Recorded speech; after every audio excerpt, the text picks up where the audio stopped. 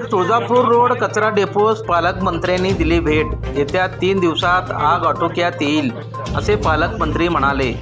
नियोजित दौऱ्यात उल्लेख नसला तरीही परिस्थितीचे गांभीर्य ओळखून शुक्रवारी पालकमंत्री दत्तात्रय मामा भरणे यांनी तुळजापूर रोडवरील कचरा डेपोस भेट देऊन प्रशासनाला आवश्यक त्या सूचना दिल्या।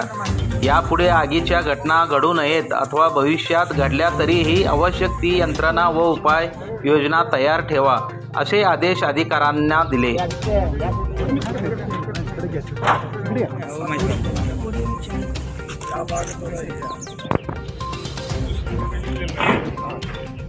आपल्याला कचरा डेपोला आपण भेट दिलेलीच आहे। कर्जपूर्वी ॲक्सेस नसल्यामुळं आपण जर आपला ही जी गाडी आपली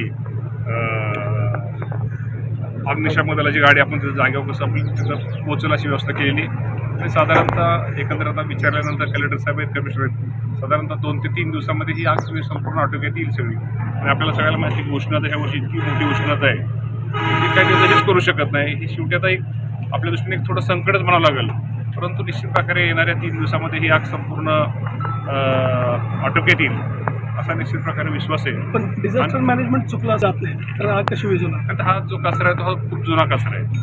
हा काय नवीन कचरा आपण नवीन कचरा आपल्याला माहिती आहे की आपण साधारणतः ह्यातच आपण हे करतो, बाकीचं आता हे नवीन हे जे आहे त्याच्यावर ही वीज निर्मिती होते आपल्या सगळ्याला माहिती आहे। त्यामुळं हा जो जुना कचरा आहे तर ह्या बाबतीत काहीतरी 100% तुमचं म्हणणं ह्यासाठी तर काहीतरी उपाय आता ही आपल्याला पहिल्यांदा घडले आपल्याला पण गेल्या वर्षी काहीतरी आपल्याला उपाययोजना निश्चित प्रकारे आता केली पाहिजे किंवा जागे रस्ते बिस्ते ठेवून हे करून भले आता आज जरी आग विझली उद्या भविष्यात काय झालं तर तिथं अग्निशामक दल तिथं जागेवर पोहोचेल अशी आपण ही व्यवस्था निश्चित प्रकारे तर भविष्यामध्ये सगळ्या आमच्या अधिकाऱ्यांना करावी अशी त्यांना सूचना आजच त्यांना सूचनेप्रमाणे देतो। आणि पिण्याच्या पाण्याच्या बाबतीमध्ये तुम्ही जर मागाशी म्हटला खरा प्रॉब्लेम घेतला नाही तर उजनीमध्ये प्रॉब्लेम होता की कमी व्होल्टेजमुळे थोडं जरा काही दिवस डिस्टर्ब झालं, तो डिस्टर्ब तो पुढं आला, परंतु आता सगळंच सुरळीत झालेलं आहे। त्यामुळं आता त्या बाबतीत तो प्रॉब्लेम राहिलेला नाही। पिण्याचं पाणी हे सोलापूरकरांना व्यवस्थित मिळेल असं आताच कमिशनर साहेबांनी सांगितलं आहे।